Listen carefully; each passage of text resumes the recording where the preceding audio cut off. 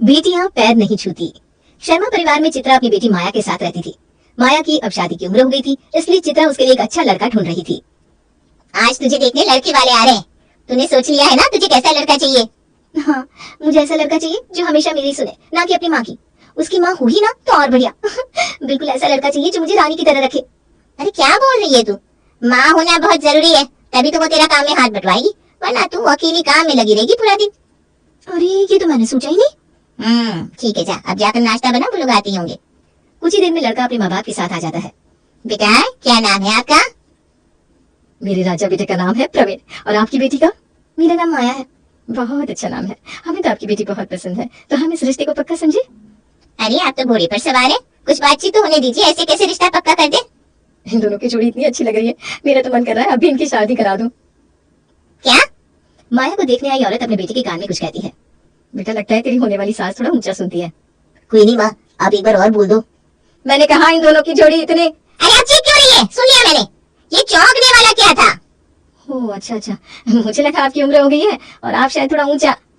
ऊंचा क्या? और मेरी उम्र? अरे आप गलत समझ रही है, मेरी मम्मी का कहना है कि आप बहुत ऊंचे विचारों वाले हैं। फिर ठीक है, वो तो हम है ही। मुझे प्रवीण जी से अकेले में कुछ बात करनी है। हाँ तो कर ले बेटा, प्रवीण जाओ बात कर लो। मम्मी मैं जाऊँ या आप भी साथ चलो ना? आप दूध पीते बच्चे हो क्या जो ऐसे पूछ रहे हो? खाना भी क्या मम्मी से पूछ के खाते हो? मम्मी देखो ना, मेरा मजाक बना रही है। अपने होने वाले पति से कोई ऐसे बात करता है क्या? मम्मी देखो ना राजा बेटा को क्या क्या बोल रही है। ए लड़की, मेरे राजा बेटा को कुछ नहीं कहना, वरना बहुत मारूंगी। मेरा बेटा बिना मुझसे पूछे कुछ नहीं करता, क्योंकि वो अपनी माँ से बहुत प्यार करता है। आपका राजा बेटा कौन सी क्लास में है? या फिर अभी भी स्कूल जाता है? राजा बेटा मम्मी देखो ना, ये आंटी मुझे चिढ़ा रही है। खुद 80 साल की बुढ़िया लग रही है और मुझे बच्चा बच्चा बोल रही है। हाथी सा शरीर लेकर बच्चों वाली बात करेगा तो बच्चा ही बोलेंगे ना, और बुढ़िया होगी तेरी माँ। मम्मी ये लोग बहुत बुरे हैं, आप चलो यहाँ से। मम्मी ये आदमी है या 4 साल का बच्चा, कहाँ से पकड़ लाया जो अभी भी माँ माँ की रट लगा रहा है? अरे फोटो में तो सही लग रहा था, मुझे पता होता कि ये कोई मिल गया था ऋतिक रोशन है तो बिल्कुल ना बुलाती। मुझे थोड़ी ना पता था जिसको मैं चाय पे बुला रही हूँ वो यहाँ आकर बांग बेटा मांगेगा। माँ थोड़ी देर और रुका ना तो देखना भी रोने लगेगा, और फिर इसको ना लॉलीपॉप देकर चुप करवाना पड़ेगा। आप लोग हमारा अपमान कर रहे हैं, हम जा रहे हैं यहाँ से। हाँ जाइए जाइए, आपके राजा बेटे के दूध पीने का टाइम हो गया होगा, और अगर रास्ते में रोने लगे ना तो कुछ दिलवा देना। लड़के वाले पैर पटकते हुए वहां से चले जाते हैं। माँ मैंने आपको पहले ही बताया था, मुझे अच्छा लड़का चाहिए जो मेरे लायक हो। ये तो माँ माँ की बिन बजा रहा था। अरे बेटा मुझे थोड़ी ना पता था कि ये ऐसा निकल आएगा। अगले दिन फिर से एक लड़के वाले माया को दिख जाते हैं। जाओ पानी लेकर आओ। जिला रही हूँ, आप बैठे तो सही। आपकी बेटी तो बहुत सुंदर है, आप तो बस शादी की तैयारी करो, हमारी बेटी को आपकी लड़की पसंद है। धन्यवाद। आप लोगों को घर ढूंढने में परेशानी तो नहीं हुई ना? अरे नहीं बिल्कुल नहीं, बस ऑटो में आए तो किराया बहुत लग गया, पूरे 30 रुपए लगे। अब तो रिश्ता पक्का करके ही जाएंगे। ओह इतना ज्यादा किराया लगा दिया आपने। कोई नहीं, ये लीजिए पानी लीजिए। ये कैसा सूट पहना हुआ है? लड़कियों को ऐसे भड़कीले रंग नहीं पहनने चाहिए। माँ को तो ऐसे रंग बिल्कुल पसंद नहीं। मैं तो अपनी बीवी को अपनी ही पसंद के कपड़े पहनने को कहूंगा। माँ ये लड़का कुछ ज्यादा नहीं बोल रहा, इसकी पसंद के कपड़े देखो तो जरा, खुद बिना प्रेस के कपड़े पहनकर आ गया है। हाँ इसका मुंह बंद करना ही पड़ेगा। बेटा कमल आपकी शर्ट बड़ी अजीब लग रही है, प्रेस नहीं की क्या? क्या फिर प्रेस करते वक्त लाइट चली गई थी? अरे माँ तुम भी ना, प्रेस करने में कितनी बिजली लगती है तुम्हें मालूम है? कोई नहीं, मुझे तो ऐसा ही लड़का चाहिए था जो कपड़ों में प्रेस ना करता हो। ससुराल में दामाद की बेइज्जती कर रही हैं आप? कैसे बेटी है आपकी? ये सब क्या चल रहा है माँ? अरे बेइज्जती नहीं, बस आपकी तारीफ कर रहे हैं।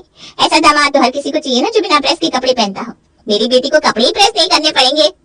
नहीं मतलब कसम बेइज्जती है। माया अपने पति के हक में कुछ नहीं बोलोगी? तुम्हारी माँ क्या क्या बोल रही है मुझे? कौन पति? है तुम? ऐसा पति होगा तो मैं पूरी जिंदगी कुंवारी रह लूंगी, लेकिन शादी नहीं करूंगी। वो भाई एक और गजब बेइज्जती, तुम मुझे पति नहीं मान पाई अभी तक। ये लड़का पागल है, इसे निकालो यहाँ से। मेरी बेटी को पागल कह रही है जो खुद पागल है। मेरा बेटा बिना बात के कहीं भी आलतू फालतू पैसा नहीं खर्च करता। सी है मेरा बेटा, सी है। माँ आप मेरे पति को कुछ ना बोलो, ये मियाँ बीवी के बीच का मामला है, हम अपने आप सुलझा लेंगे। और ऐसी छोटी मोटी लड़ाई तो हर घर में होती है माँ। क्या सासू माँ सही कहा ना मैंने? माँ इसे भगाओ यहाँ से वरना मैं इसका सर फोड़ दूंगी। अरे मेरी बेटी को हाथ लगा कर तो दिखा, हम चले जाएंगे लेकिन थोड़ी देर बाद, तब तक चाय और कुछ खाने का सामान लेकर आओ। अरे माँ ये दोनों माँ बेटे पागल है क्या? जब हमें शादी करनी नहीं आप लोगों के परिवार में तो आप यहाँ क्यों रुकना चाहते हैं? यही तो, तुम लोगों के घर आने के लिए हमने पूरे 30 रुपया खर्च किया है और बात भी नहीं बनी तो कम से कम चाय और समोसे ही वसूल कर लेंगे ना। ऐसे अपना नुकसान थोड़ी ना करा के जाएंगे। क्यों बेटा सही कहा ना मैंने? देखो मेरी माँ कितनी समझदार है। मैं तो बोल रहा हूँ अगर चाय और समोसे के पैसे बचाने हैं तो करो मुझसे शादी, तब तो मैं माँ को बिना नाश्ता किए ही ले जाऊंगा। वरना आप लोग ही देखो, माँ 30 रुपया लगाकर 30 का नाश्ता करके जाएगी। अरे ये पकड़ो तुम्हारे 30 रुपया ऑटो के और निकलो यहाँ से। मैं भी देखती हूँ कैसे मुझे निकालती है, एक हाथ मारूंगी ना तो दुबई पहुंच जाएगी। माँ आप मेरी पत्नी को ऐसे कैसे हाथ लगा सकती हो? मेरे होते हुए आप मेरी पत्नी को अकेले दुबई कैसे भेज सकती हो?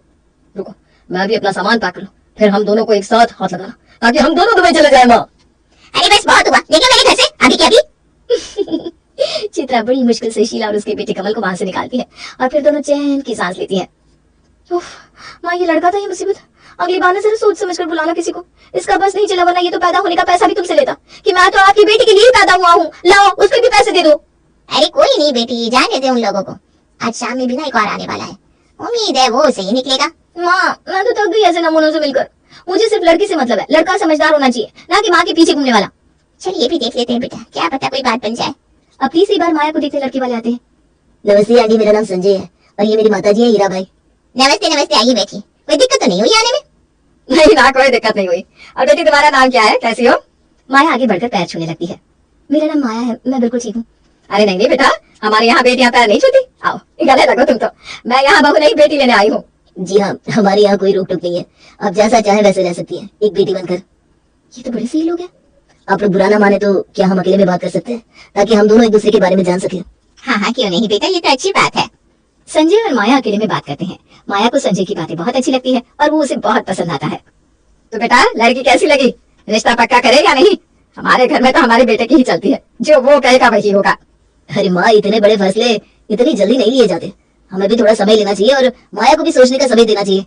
अरे वाह बेटा, तुम तो बहुत समझदार हो। हमें तो ऐसा ही लड़का चाहिए था जो समझदार हो और सारे फैसले खुद से लेता हो। जी हमारा संजय बहुत समझदार है। बाकी ठीक है, तो हम लोग चलते हैं। आप भी इस बारे में सोचिएगा, हम भी सोचेंगे। उन लोगों के जाने के बाद माया चित्रा से कहती है, माँ मुझे इसी लड़के से शादी करनी है, ये बहुत ही समझदार है और सबसे बड़ी बात कि वो अपनी माँ के सामने अपनी बात रखना जानता है। ठीक है, तो कल हम उन्हें फोन करके बता देंगे कि हमारी तरफ से रिश्ता पक्का है। रिश्ता तो उन लोगों की तरफ से भी पक्का हो जाता है और आखिर माया और संजय की शादी हो जाती है।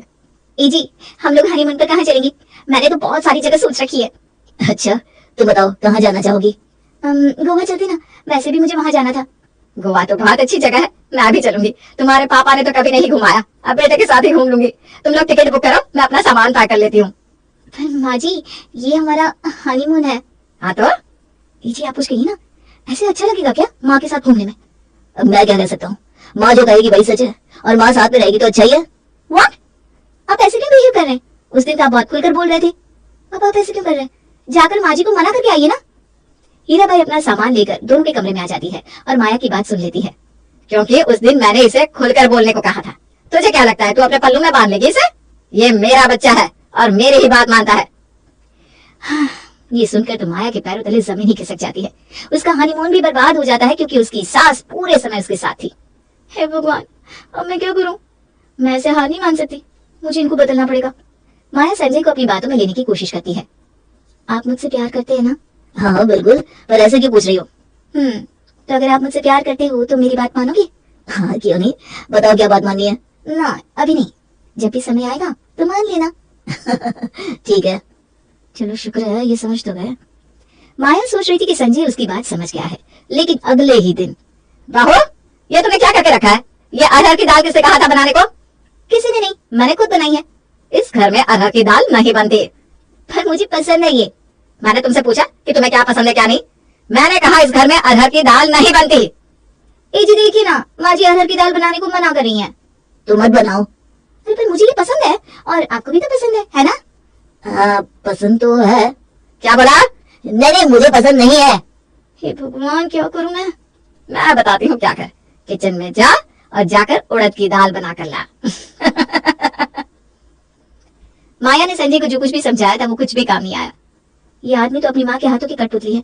मैंने इतना समझाया पर इसे कुछ भी समझ में नहीं आया। बस बहुत हो गया, अब मैं अपनी माँ को फोन करके ये सब बताऊंगी। माया अपने घर फोन लगाती है। क्या हो गया बेटा, इतनी उदास क्यों है? माँ ये लड़का जैसा लग रहा था ना वैसे बिल्कुल भी नहीं है। ये तो अपनी माँ के पल्लू से बंधा रहता है। आप कुछ करो ना। अब मैं तो कुछ नहीं कर सकती बेटा, तेरी शादी हो गई है, अब तुझे वहीं रहना है, जैसे भी रहना हो। ये बोलकर चित्रा फोन काट देती है। माया भी हैरान थी कि उसकी माँ ने भी उसका साथ छोड़ दिया। उसके बाद कई बार फिर से ऐसे ही संजय ने माया की जगह अपनी माँ का साथ दिया, जिससे माया तंग आ गई। हम लोग आइसक्रीम खाने चले? हाँ चलते हैं, माँ से पूछ लूं। माँ, अरे ओ माँ, हम लोग आइसक्रीम खाने जाए क्या? नहीं, तुझे जुकाम हो जाएगा। ओके माँ, सॉरी माँ, अब फिर कभी चलेंगे। बस बहुत हुआ, अब मुझे कुछ करना ही पड़ेगा, ऐसे नहीं चल सकता। मैं अपना पूरा जीवन ऐसे नहीं काट सकती। माया संजय को सबक सिखाने की कोशिश में लग जाती है। माया, मैं आ गया, पानी पिला दो। जी अभी लाती हूँ। काफी देर हो जाती है पर माया नहीं आती, तब संजय उसे फिर से बुलाता है। कहाँ हो माया, पानी कहाँ है? अरे पता नहीं माँ जी कहाँ है, मैं उन्हें यही पूछने के लिए ढूंढ रही थी कि आपको पानी पिला दूं या नहीं। अरे इस पे उनसे क्या पूछना? अरे आप कैसे बेटे हो, कहीं उन्होंने आपको पानी पीने को मना कर दिया तो? क्या आप उनकी इजाजत के बिना पानी पी लोगे? क्या हुआ? अरे माँ जी आप आ गई। अच्छा ये बताइए, इनको पानी पिला दूं? अरे पिलाना, इसमें पूछना क्या है? माँ बेटे को परेशान करके माया को बड़ा मजा आ रहा था। वो अब संजय के छोटे छोटे काम भी अपनी सास से पूछकर ही किया करती थी, जिससे संजय और हीराबाई दोनों थकने लगे थे। एक दिन जब हीराबाई अपने पड़ोसन के साथ बैठी थी तो माया बोली, माँ जी मैं ये पूछ रही थी कि। अरे बस कर जा, क्यों हर बात पूछे जा रही है? देख नहीं रही मैं किसके साथ बैठी हूँ? माँ जी आप इस घर की मुखिया हो, इस घर में आपकी इजाजत के बिना कुछ नहीं हो सकता। माया यहाँ आओ। मैं जाऊँ माँ जी? अरे जाना मेरी माँ, जा। जी बताइए। अरे मुझे ना डायरिया हो गया है और बार बार टॉयलेट जाना पड़ रहा है, जाकर मेडिकल स्टोर से दवाई लेकर आओ ना, जरा जल्दी आना। ठीक है माँ जी, इनको ना शायद डायरिया हो गया है तो बाजार जाकर दवाई लेकर आओ। अरे क्या कर रही हो, जाओ ना। अरे बाप रे, ऐसी हालत हो गई है इसकी। अरे चुप हो जा, साथ में फैल, चुप हो जा। ठीक है मैं चुप हो जाती हूँ, लेकिन इनकी दवाई कुछ करना तो पड़ेगा ना? संजय शर्माकर मुंह छिपा लेता है। बहन जी मैं आपसे बाद में मिलती हूँ। ठीक है, वैसे भी संजय की हालत खराब हो रखी है।